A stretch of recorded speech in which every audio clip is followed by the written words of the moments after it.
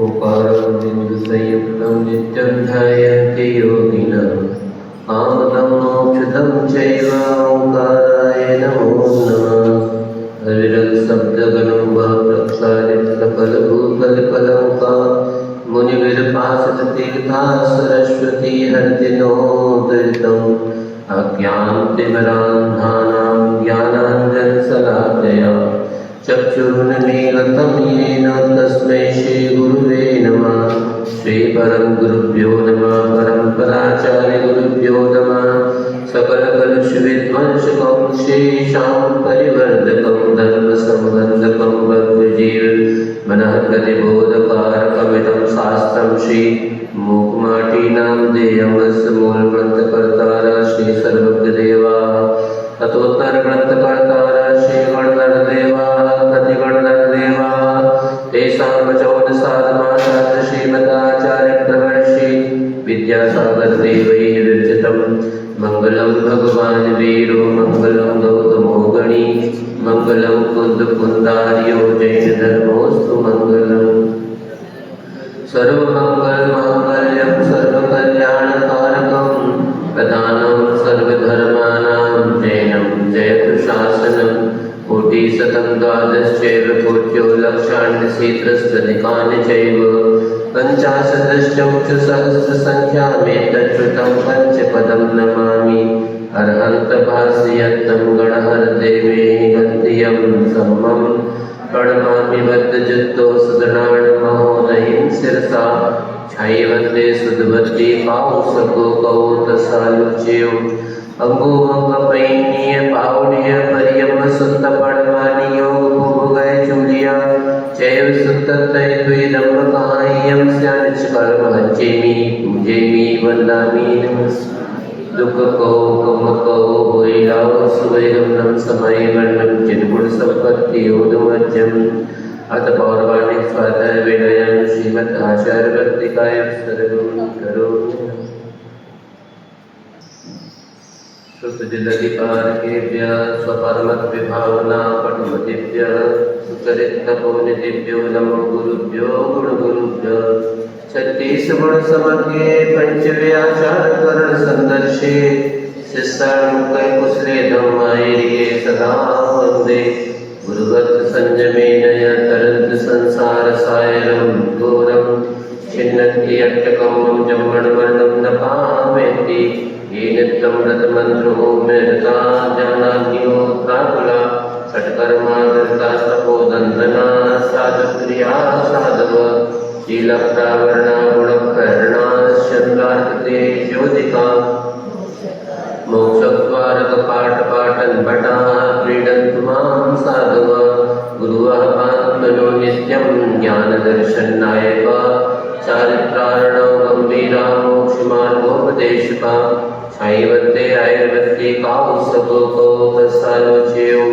सम्मनाण शब्ददर्शन सम्मचरितजुत्ताण पंचव्याचारणं आयर्याणम् आयारादे सुदनानोपदेश्याणम् अवज्झयाणम् हिरण्यगुणपालयाणं सम्मसावणं स्यानिचकलमञ्चेमि पूजेमि वन्दामि नमस्सामि दुःखको ममको भोइलाओ सुवैरं नम समायमनं जिनगुण सम्पत्तियोदमज्जम् नमो हरिहन्ताणं नमो सिद्धाणं नमो आयर्याणं नमो वज्झायाणं नमो लोरे संसावणम्।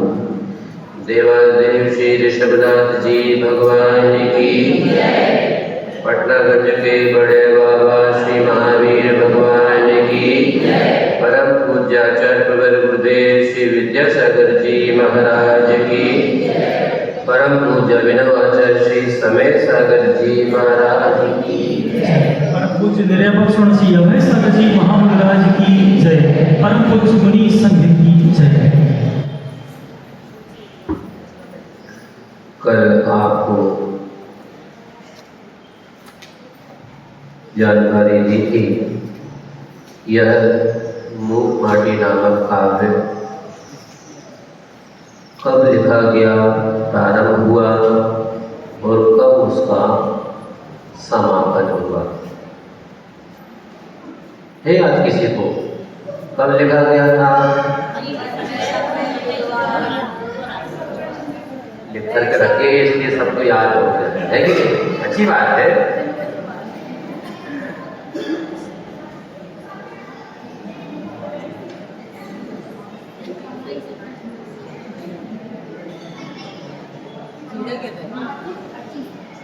एक हेलीकॉप्टर उतर आया चट्टान के ऊपर लकड़ी का, और समापन कब हुआ, कहाँ हुआ?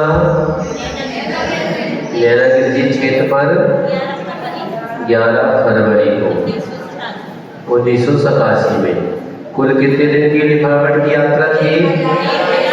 1023। बिल्कुल पक्के हो गए आप लोग। कल भैया जी ने एक बात कही थी, अब आज देखे नहीं चले गए, कि आचार्य श्री के इस मूकमाटी नामक काव्य पर अनेक शोधकार हुए। कहा था कितने कही थी उन्होंने, कहा किसी के ख्याल न तो हजारों कह रही थी। उनकी जानकारी में हजारों होंगे, और हमारी जानकारी में जितने हैं हम उतने आपको बता देते हैं। आचार्य श्री के साहित्य पर एक डीलिट की उपाधि एक विद्वान को प्राप्त हुई, और 40 पीएचडी हो चुकी हैं, कुछ अभी चल रही हैं। 8 एमफिल हुई हैं, 10 एमएड हुए हैं, और 6 एमए के लघु शोध प्रबंध लिखे गए। इस प्रकार से 65 शोधकार हमारी जानकारी में पक्के हैं। 7 शोधकार ऐसे हैं, 7 और 1 8, जिसमें 3 डीलिट के हैं, और 7 में से शेष पीएचडी के हैं, जिन्होंने कार्य प्रारंभ तो किया था, किंतु वह किसी कारण से उसे पूर्ण नहीं कर पाए। इसलिए वो लिखा तो गया, पूरा नहीं लिखा गया, अपूर्ण रह गया। इस प्रकार से 65 जो शोधकार आचार्य भगवान के साहित्य पर हुए हैं, उनमें से 25 शोध प्रबंध जो एक डीलिट का है, शेष पीएचडी के हैं, वह छप करके प्रकाशित हो चुके हैं। कहते से छपे मारा, बता सकता कोई है?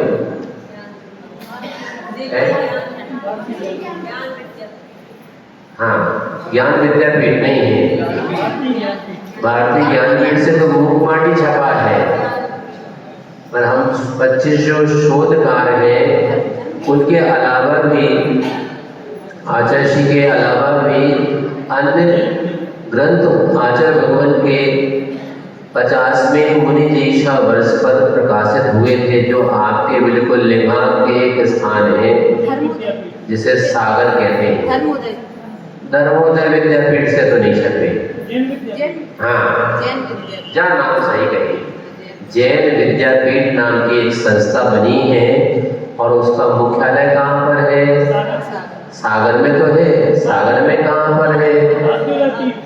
भाग्योदय तीर्थ परिसर में उस जैन विद्यापीठ का कार्यालय है, जहाँ से वो 25 शोधकार प्रकाशित हुए हैं, जो देश के विभिन्न प्रदेशों के विश्वविद्यालयों से हैं। इसी प्रकार से आज आपको जानकारी नहीं देंगे, वो जानकारी कल देंगे कि आचार्य श्री की यह मूकमाटी जो महाकाव्य है, देश और विदेश के अनेक भाषाओं में अनुवादित हो चुकी है। किन किन भाषाओं में हुई है, कहाँ कहाँ से हुई है, वो आज का विषय नहीं, कल का विषय। कल अब हर दिन कुछ न कुछ नई जानकारी देना पड़ेगी आपको, है कि नहीं?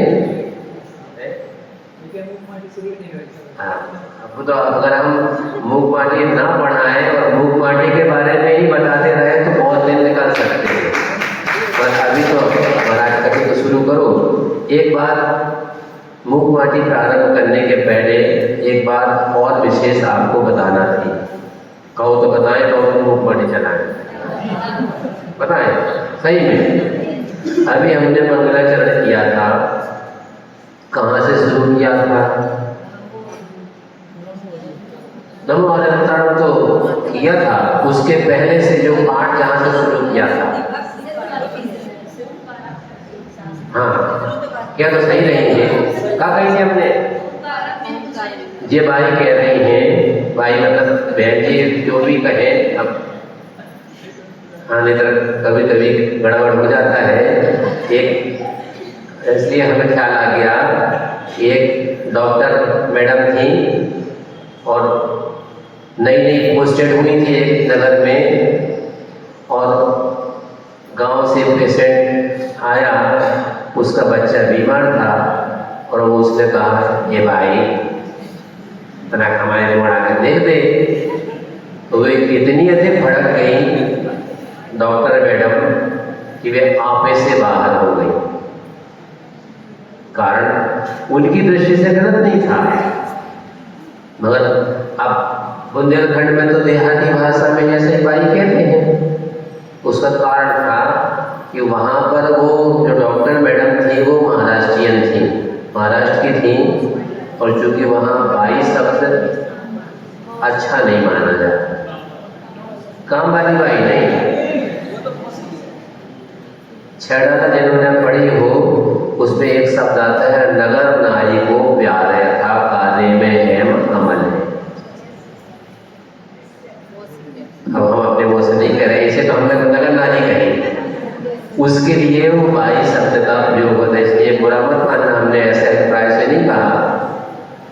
तो अभी इन्होंने बताया कि हमने उच्चारण किया था ओंकारम बिंदु संयुक्त नित्यम ध्यायन्ति योगिना। ऐसे आप लोगों ने सुना था क्या? या तो गिरधौना जैसे ऐसी करो या फिर ऐसी ऐसी करो, बताओ क्या कहा था हमने?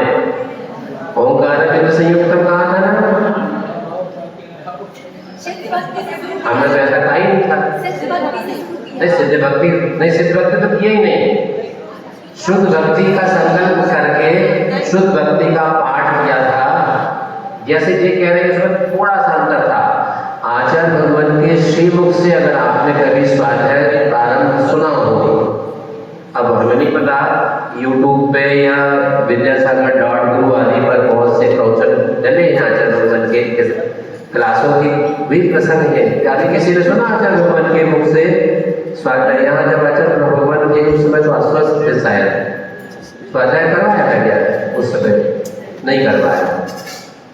आचार्य भगवान जब उच्चारण करते थे इस मंगलाचरण आत्मक पाठ का, तो ओंकारम बिंदु संयुक्तम नहीं कहा करते थे, मैंने भी नहीं कहा है। क्या बात, बिल्कुल सही पकड़ा। हमने उच्चारण किया था ओकारम बिंदु संयुक्तम। अंतर क्या है? एक बिंदी मात्र का अंतर है, मगर उस बिंदी के मात्र होने से क्या अंतर पड़ता है? एक बार आचार्य भगवान ने बताया था कि मान लो कोई महिला जो आहार दान करना चाहती है, आपके यहाँ पर आचार्य भगवान जब विराजमान थे तो उनके साथ में कौन कौन से महाराज थे? मुनि श्री प्रसाद सागर जी, मुनि श्री चंद्रप्रभु सागर जी और मुनि श्री रामाय सागर जी। तो चंद्रप्रभु सागर जी महाराज जिनसे आहार लिया करते थे, हमने ऐसा सुना है, हमने देखा तो नहीं, वो ऐसे रंग बिरंगे वस्त्र वालों से आहार नहीं लेते थे। तो कैसे वस्त्र होना चाहिए थे? सफेद रंग की साड़ी होना, पुरुषों की भी सफेद रंग के वस्त्र होते हैं। अब मान लो कोई व्यक्ति, कोई महिला जो सफेद रंग के वस्त्र पहने हो और बहुत लंबे समय के बाद उनकी कोई परिचित व्यक्ति आचार्य भगवान के दर्शन करने यहाँ आए थे और उनको ख्याल आ गया कि हमारी एक सहेली थी जिनको ब्याह तो रैली में बहुत पता नहीं कौन घर में है वे, और संयोग से आपका चौका लगा तो वही है हमारा। पहले थोड़ी दुबली पतली थी, अब थोड़ी सी अच्छी। क्यों तुम फला नहीं हो? अरे तुम कहाँ से आ गई? दोनों मिल गई, पहचान लिया, पर उनके मन में एक शंका हो गई, कहे का हो काय के बारे में। आगे सीधे कह नहीं सक रही थी, पूछना जरूर था कि बेटा कुछ हो होगा, बीमारी में रहने का कौन की बात कर रहे हैं बे, आपके बे मिस्टर नहीं रहेगा। कारण क्या है, चूंकि बुंदेलखंड में और सर्वत्र एक रिवाज होता है, जो सौभाग्यवती महिलाएं होती हैं वो यहाँ पर एक बिंदी लगाती कि नहीं लगाती। मान लो नाती पोता आपका है और वो ऊधम कर रहा है, मम्मी के पास जाना है और जो चौका में वो काम कर रही हैं, तो आपने सोचा चलो इसलिए हम अपनी गोदी में बिठा ले रहे, और गोदी में वो बैठने नहीं जाता था, क्योंकि उसको भूख लगी है, माँ के पास जाना है, आप जाने नहीं दे रहे, तो वो अपने हाथ पाँव चला रहा है। और कब आपके कितने हाथ लग गो और जो कितने बिंदी लगी थी वो भी निकल गई, और आप सफेद साड़ी पहने हो, तो उनको संदेह हो गया कि शायद वे नहीं रहे। अब पूछे सीधे नहीं पूछ पाई, इसकी मतलब क्या पूछ रही थी, काय का हो, इसलिए मूक माटी में तो शायद वो शब्द थोड़ा सा परिवर्तित होकर के है। और आचार्य कहा करते थे कि बिंदी के अभाव में, ये वाली बिंदी के अभाव में सदवा भी विधवा प्रतीत होती है। तो बिंदी का ये महत्व है। हमने ओंकारम बिंदु संयुक्तम नहीं बोला था, ओकारम बिंदु संयुक्तम बोला था, तो वह ओकार जो बिंदु से सहित है, अगर ओंकारम कह दिया तो बिंदु सहित का कोई औचित्य ही नहीं रह जाएगा। ऐसा वह ओकार जो बिंदु से सहित है, ऐसा नित्यम ध्यायन्ति योगिना, जो योगी जन है ऐसे ओंकार का ध्यान करते हैं। वह कैसा है ओंकार, कामदम मोक्षदम चैव, जो हमारी इच्छाएं हैं उनकी भी पूर्ति कर देता है, और साथ ही साथ मोक्ष की प्राप्ति में भी सहायक बनता है। ऐसा ओंकाराय।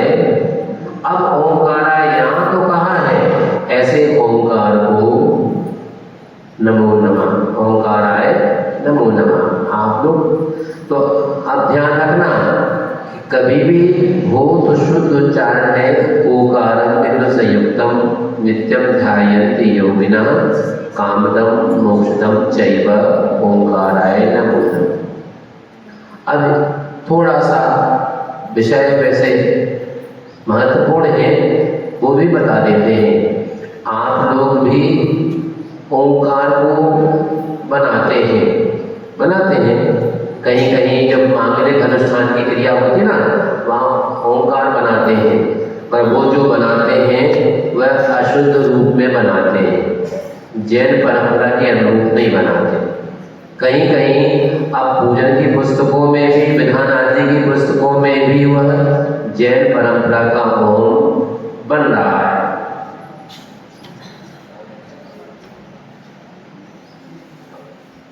महाराज ले आए कि जब ये मैं बता दूं कैसे बनाए, तो आप लोग जैन है कि नहीं मतलब इसलिए पूछ रहे, कुछ लोग अपने नाम के आगे सरनेम लिख लेते हैं, जिससे जैसे मान लो कोई भारी लिख ले अपने नाम के आगे, तो भारी तो लिख रहा है, वह जैन नहीं लिख रहा। अगर आप जैन हैं, लिखे चाहे न लिखे, पर हम आपको आज जैन शब्द से जैन परंपरा का ओम कैसे बन सकता है, क्योंकि वह है ओंकार रूप में है। पहले उसकी हम सिद्धि आपको बता देते हैं कि एक गाथा आगम में आती है, अरिहंता अशरीरा आयरियो ओवज्यो मुनिनो पढ़ अक्षर निपन्नो ओंकारो पंच परमेठी। क्या नहीं समझ में आगे नहीं आई, सुन तो लय महाराज कछु बहुत सा सुख दो मालूम। अरिहंत अशरीरी आयर्य उवज्या मुनिनो ये 5 अपने जो परमेश जी हैं उनके नाम है प्राकृत में, अरिहंत, अरहंत या अरुहंत। ये विषय आज का नहीं है, कभी मौका होगा तो वो भी समझा देंगे आपको। मगर प्रथम परमेश जी अपने अरहंत हैं, उनका पहला अक्षर क्या है? आ नहीं। जब आचार्य भगवान हम लोगों को व्याकरण पढ़ाते थे तो ऐसे ही डांटते थे, बुंदेलखंडी हो, शुद्ध उच्चारण किया करो। आ नहीं, आ कहोगे आपका मुंह पूरा खुल जाएगा। आ, जैसे डॉक्टर के यहाँ जाओ ना, डॉक्टर साहब चूक उठक में तकलीफ हो रही, जीभ दिखाओ, ऐसे नहीं, पूरी जीभ बाहर करो, आप बोलो आ आ आ। तो वो यहाँ का टैटू का मुंह देखना होता है, उस देखने के लिए वो आपसे आ करवाते तो आपका मुंह पूरा खुला होता है कि नहीं? ऐसा मुंह नहीं खोलना आपको। फिर कैसा करना है? इत्तो से खोल ले। ओ आ कहा तो पूरा मुंह खुल गया, दीर्घ हो गया, व्याकरण की दृष्टि से अशुद्ध हो गया, इसलिए शुद्ध उच्चारण करना है अरिहंत का अ। वहां वो देख लो, ज्यादा नहीं बोलो, आ ऐसे नहीं बोलना है, थोड़ी देर बाद बोलना। तो अरिहंत का पहला अक्षर क्या है? बोलो तो ना जोर से। हाँ ठीक है, अभी थोड़ा सा उच्चारण फिर भी अशुद्ध है मगर फिर भी चल जाएगा, चले मेरे। दूसरे परमेश जी कौन से हैं? सिद्ध परमेश जी। आप लोग छेड़ाला में बोलते हैं सकल परमात्मा और निकल परमात्मा, है कि नहीं? सकल परमात्मा का मतलब क्या है? कल यानी शरीर, जो शरीर के साथ में हो वो सकल परमात्मा, और नी यानी निकल गया है, कल यानी शरीर जिनमें से, वह है निकल परमात्मा, सिद्ध परमात्मा। उनका द्रव्य कर्म, भाव कर्म और नो कर्म तीनों अभाव को प्राप्त हो गए हैं, इसलिए सिद्ध परमेश जी को आगम में अशरीरी भी कहा जाता है। तो गाथा में अरिहंत अशरीरा कहा है, तो सिद्ध परमेश जी का नाम एक दूसरा अशरीरी भी है। अब उनका अशरीरी का पहला अक्षर क्या है? फिर से बोलो। तो वो अरिहंत का अ और अशरीरी का अ, दोनों को मिला दो, अब आप वो बड़ा कर सकते हो। आचार्य परमेश जी का आ, अब आ में आम मिलाओगे तो भी आ ही रहेगा, ई नहीं बनेगी, है कि नहीं? तो इसी प्रकार से आचार्य परमेश जी का आ मिलने से आ ही रहा, उपाध्याय परमेश जी का ऊ, तो आ में ऊ मिलने से हो गया ओ, आ धन ऊ मिलकर के होगा ओ। और पांचवें परमेश जी है मुनि, तो उनका मां मिलने से हो गया ओम। अब चाहे तो आप ओ लेकर के बाजू में मां लिख सकते हैं, अथवा ओ के बाजू में बिंदी लगा करके लिख सकते हैं, किंतु प्राचीन काल में यह ओम बनाने की विधि ग्रंथों में, शास्त्रों में अलग प्रकार की दी हुई है। कैसे बनी है? हम आपको वो बनाना, वो जैन परंपरा का जो ओम है, ये लोग बना लेते हैं। अच्छा इसमें देखें, आप लोग अपने नाम के आगे जैन लिखते हैं, ना लिखते हो तो लिखना शुरू करो। क्यों? इस साल के अंत तक अथवा अगले साल के प्रारंभ में भारत सरकार जनगणना करवा रही है, और अगर आपने अपने नाम के साथ जैन नहीं लिखा तो आप वैसे ही संख्या में कम है, आपकी संख्या और कम हो जाएगी। हाँ, एक बात अवश्य है कि जैन लिखवाएं, अच्छी बात है, मगर चूंकि उसमें एक धर्म का कालन भी आपसे पूछा जाएगा। कदाचित नाम के साथ अगर जैन नाम भी लिखा हो तो चल सकता है, किंतु धर्म के कालन में आपको जैन अवश्य लिखवाना है, तब आप जैन होंगे। और अगर नाम के कालन में आपने जैन लिखवा भी लिया और धर्म के कालन में अगर जैन नहीं लिखा तो वो गड़बड़ी से, जैसे उसके लिए सरकार ने पिछली जनगणना में तो था, अगर मुसलमान है तो वो लिखता था एम, जैन था तो वो लिखता था जे, अगर ईसाई था तो लिखाता जाता था आई, सिख है तो लिखता था एस। इस प्रकार से अलग अलग धर्मों के लिए इंग्लिश के वो अक्षर थे अथवा अंक थे, इसलिए ये आपको नाम के साथ तो जैन लिखवाना ही है, धर्म के कॉलम में भी जैन लिखवाना है। अभी आपको बताना था कि जैन शब्द से जैन परंपरा का ओम कैसे बने, तो हम थोड़ा सा इंग्लिश और हिंदी दोनों मिलाकर के एक भाषा बन जाती है इंग्लिश। इंग्लिश नहीं, इंग्लिश। जैसा कि आप लोग मोबाइल पर लिखते हैं आज, डबल ए जे आज, ऐसे लिखते कि नहीं लिखते? कुछ लोग मुनिश्री निर्यापक श्रवण मुनिश्री योग सागर जी महाराज के चातुर्मास कलश स्थापना हेतु गुना गए हैं, तो लिखना तो हिंदी में है, हम हिंदी में ही लिख पाए तो मोबाइल पर आप इंग्लिश का प्रयोग करते हैं। वैसे ही इंग्लिश का प्रयोग करके हम आपको जैन परंपरा का ओम आपसे आसानी से बन जाए। जो कॉपी पेन लाए हो वो हमारे साथ बनाना सीख लें, जो नहीं लाए हो कल से लेकर के आए। हाँ, तो आपको जैन शब्द को लिखना है।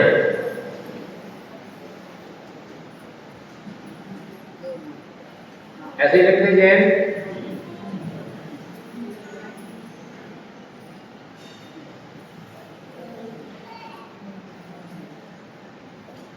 ऐसे लिखते हैं ना जैन।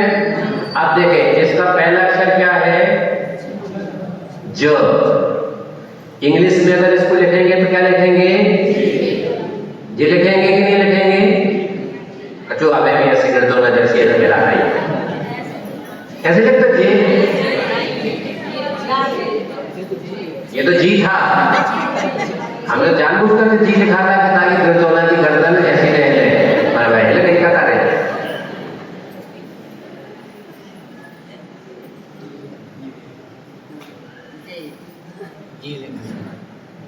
जे बन गया जे। आपको इंग्लिश में लिखेंगे ना जे से। दूसरा अक्षर ये है ना, मान लो इसके भीतर बनाना है आपको ना, बन गया ना।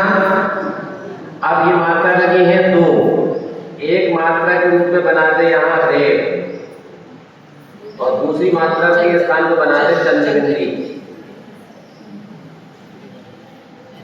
तो जैन शब्द से जैन परंपरा का ओम ऐसा जैन ओम है, बन जाएगा। बना कर देखो जरा आपने अपनी कॉपी में, पहले जे बनाओ, देखो ये जे, दूसरा ना, तीसरा रेव और चौथा चंद्रबिंदी। तो जैन शब्द से जैन परंपरा का ओम बन गया। आए बनाना समझ में आई नहीं आई? ये देखो भी काफी पहले हैं, सोच रही कहा लिखते हैं, हमें मुझे पता ही नहीं है कहा लिखते। तो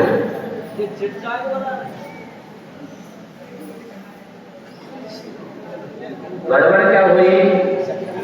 ये जिससे नहीं बनाते बना, उसने क्या गड़बड़ की?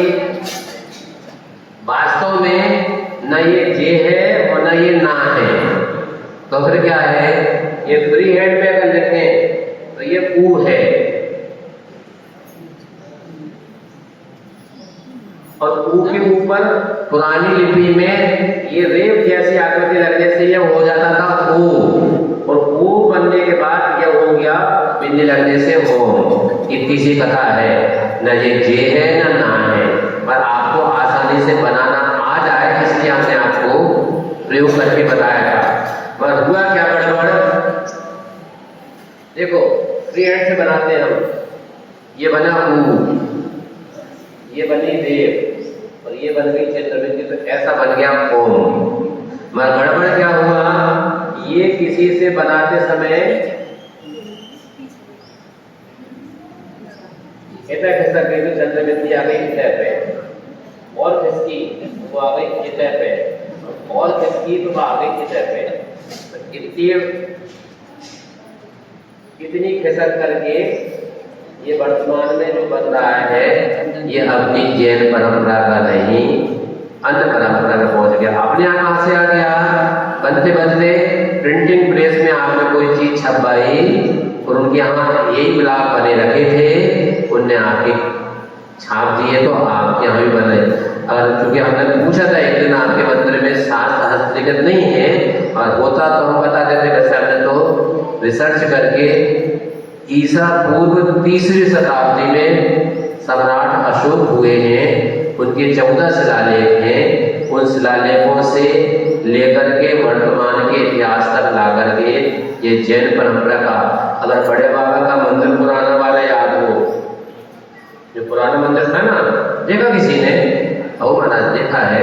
उस मंदिर के बाहर एक शिलालेख लगा था, उसमें छत्रसाल राजा के द्वारा उस मंदिर का जीर्णोद्धार संवत 1757 में किया था। यानी ईस्वी सन 1700 में उस मंदिर का जीर्णोद्धार हुआ था। उसमें यही जैन परंपरा का होम बना हुआ है। जबलपुर में एक गढ़ा का मंदिर है, उसमें भी एक शिलालेख लगा है जिसमें ये होम बना है। और जित्या में गए हैं आपके परिचित नगर के लोग, कितने गुना के अगर लगा सको तो फूल लगा जाइए उनके, कि वहाँ का एक बड़ा मंदिर कहलाता है चौधरी मंदिर। नहीं, कार्यक्रम तो नसिया जी में है, इसलिए अगर दर्शन करने वहाँ जा सके तो वहाँ के जो मूलनायक भगवान हैं श्री पार्श्वनाथ भगवान, उनकी प्रशस्ति में जय ओम बना हुआ है। और अगर उधर नहीं जा पाए और लौट करके आ रहे हो तो बाजू में वहाँ से 7 किलोमीटर आगे इसी तरह आपके रास्ते में पड़ेगा बजरंगगढ़ क्षेत्र, उसमें भी 9 प्रतिमाएं हैं जिसमें ये जैन परंपरा का होम बना हुआ है। कम से कम मूल पटको वो क्या अपेक्षा कर देखे सोई करे। महाराज का जो पढ़ाओ ये बता दो, क्लास बनने चल रहे कभी आप क्लास में ये बड़ी बात है। ये ज्यादा काम नहीं है, जब मुंह पढ़ के बेकार है। अच्छा बेकार नहीं तो पढ़ाएं, शुरू करें, थोड़ा सा शुरू करते हैं। यहाँ पर सीमातीत शून्य में नीलिमा बिछाई और इधर नीचे निरी नीरवता छाई है, ऐसा लिखा है। सीमातीत क्या है? सीमा जहाँ अतीत हो गई हो, छूट जाए।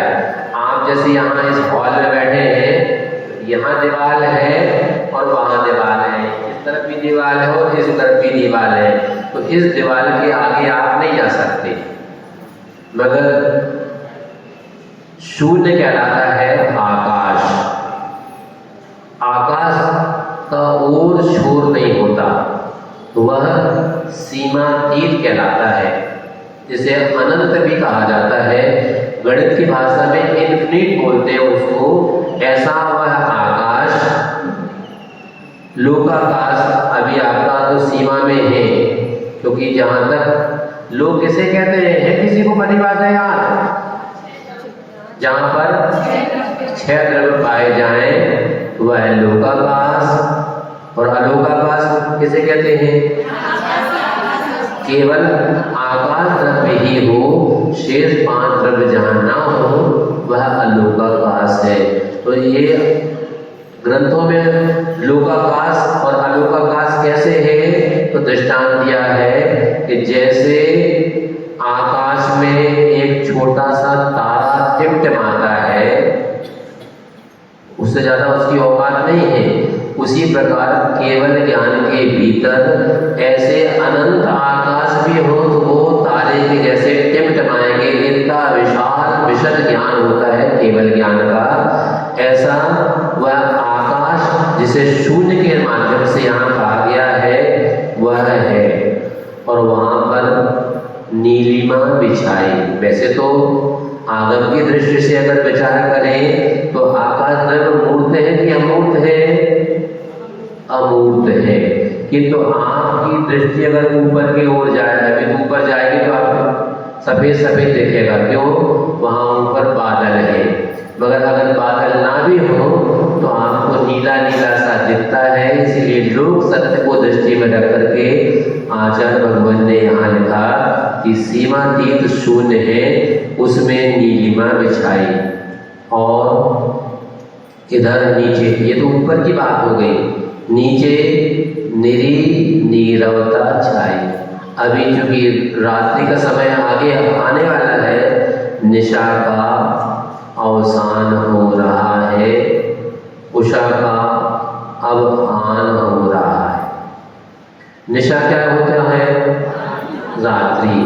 रात्रि समापन की ओर है और भोर का समय है, प्रातःकाल होने वाला है। उषा का अब आन हो रहा है, प्रातःकाल होने वाला है। एक बार एक व्यक्ति आए, उन्होंने पूछा आचार्य भगवान से, आचार्य जी ने आपने ये मूक माटी लिखी है, ये कौन सा छंद है? इसमें आप बता सकते कौन सा छंद कहलाता है? इसे साहित्य की भाषा में कहा जाता है अतुकान। अतुकान क्योंकि जैसे बसंत का है, मंदाक्रांत का है, श्रीघरणी है, आदि आदि जो छंद हैं वह एक निश्चित पैरामीटर होता है, उसमें ही बांध कर लिखना पड़ता है।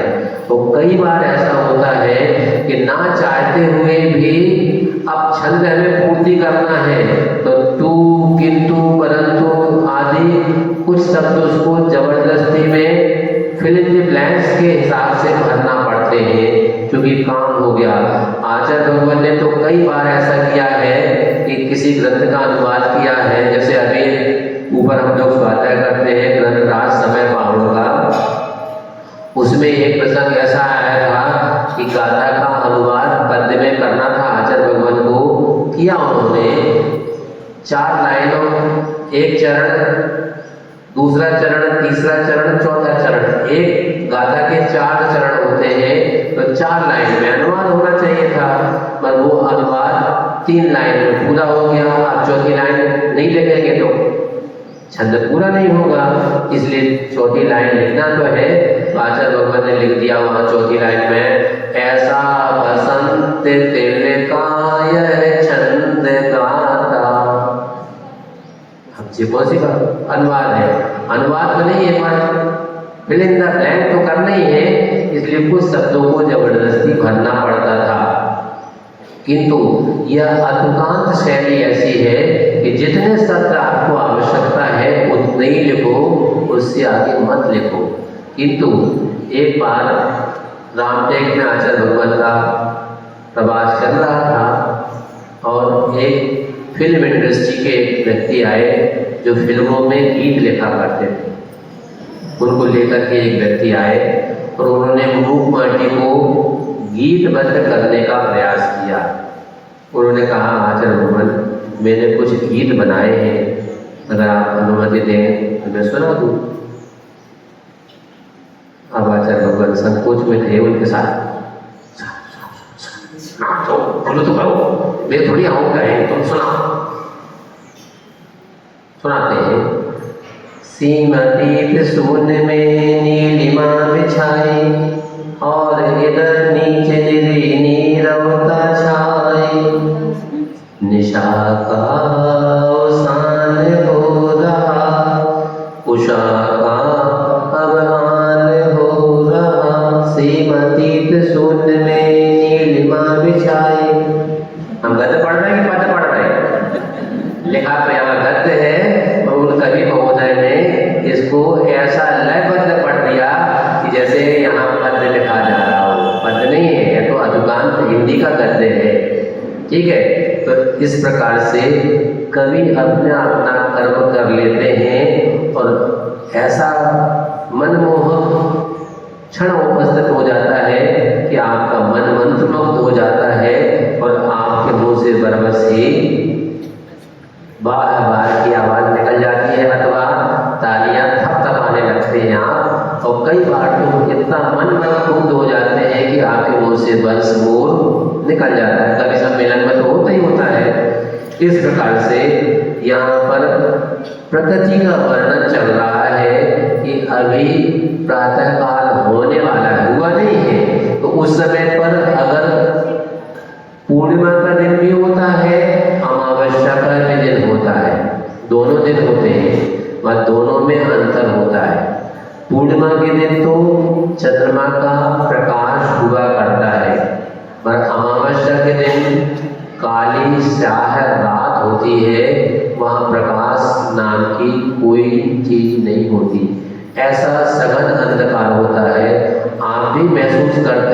अपने घरों के भीतर। कब? जब वो चली जाए। कौन? लाइट और इन्वर्टर डिस हो जाए, मोबाइल पास में ना हो। अब वो दीपक और लालटेन तो चतुर्थ काल की बात है, अपन तो पंचम काल में है। किसी घर में लाइट मिलने वाली नहीं है, टीवी मिलने वाली नहीं है, क्योंकि सबके घर में इन्वर्टर लगभग लग चुके हैं। और दिया जलाने का काम दीपावली के समय ही होगा, उसके पहले तो अपन को दिया जलाने का, अगर दिया भी चाहिए हो पूछना पड़े कहाँ रखे हैं, उनसे पूछोगे कि उनसे पूछो, है कि नहीं? तो ऐसे अब आगे भानु की निद्रा टूट तो गई है। भानु मतलब सूर्य है, उसकी निद्रा टूट गई है। जैसे आपको सोते से जगाया जाए तो क्या होगा? नींद अगर आपकी गाड़ी लगी हो, किसी को तो वो ऐसा कहा करते हैं, हम तो तारे गिर रहे थे। कब है? गर्मी के समय पर, ठंड में नहीं। गर्मी के समय पर लाइट नहीं हो तो अब कूलर भी बंद, इन्वर्टर डिस हो गया, आपका करें, चलो छत पे। पुराने जमाने में तो व्यक्ति छतों पे सुबह करते थे, अब बढ़िया कूलर की हवा, पंखा की हवा मिल रही तो कौन छत पे सोता होगा? पर किसान आज भी अपने खेत पर उसमें ही सोता है और वह आकाश में देखता रहता है कितने बज गए। घड़ी नहीं है उसके पास में, किंतु वह ऊपर तारों की संरचना को देख करके समझ जाता है कि ये तारा वहां था इतने बजे, यहाँ से यहाँ तक आ गया है, मतलब इतना बज गया है वह। तो अभी आपकी निद्रा अगर लगी हो और जगाया जाए, उठ जाओ भैया, तो आप उठ तो जाएं, पर आंखें गुलकते रहते हैं क्योंकि आंखों में नींद अभी भरी है, मगर जाना जरूरी है, इसलिए नींद टूट गई आपकी। ऐसे भानु की निद्रा टूट तो गई है, परंतु अभी वह लेटा है। कहाँ लेटा है?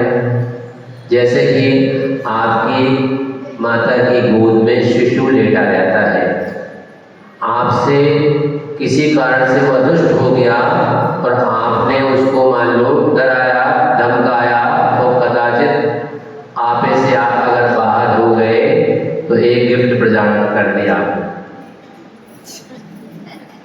जैसे उसको गिफ्ट लगी तो वैसे ही वो आपको व्याकुल था, रोने लगा, अब आपको दया और वो जबरदस्ती आपने पकड़ा, उसको गोद में लटाया और 2-4 बार थपथपाया।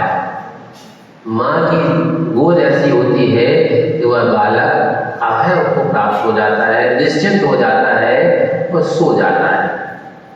और सोते सोते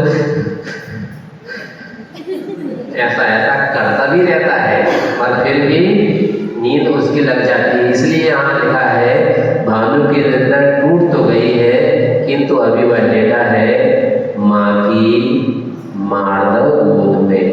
कितनी भी, जैसे किसान है वह भी सोता है और सेठ भी सोते हैं, पर सेठ जी को टेंशन है, इसलिए उनके टेंशन में नींद नहीं लिखी।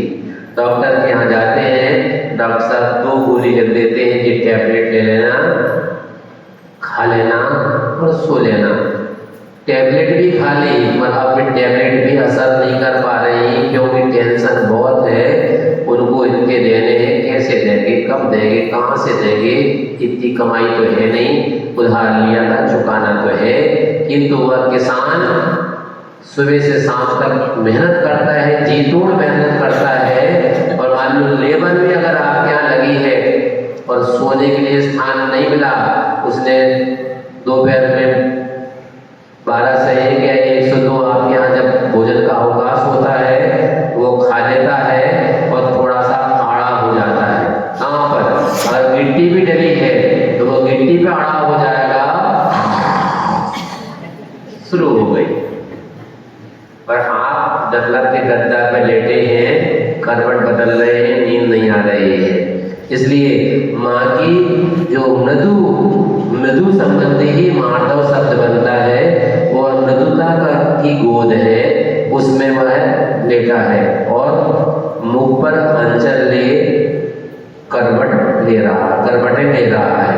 मुख पर, जैसे बच्चा है वह क्या करता है कि सो नहीं रहा है, थपथपा रहे हैं, तो माँ क्या करती है, अपना धोती का पल्लू उसके ऊपर ढांक देती है, बस फिर वो उसको नींद अच्छे से आ जाती है। इसलिए मुख पर अंचल ले करवटें ले रहा है। अभी ढांक लिया है, नींद नहीं आ रही है, इसलिए वो उलट रहा है, पलट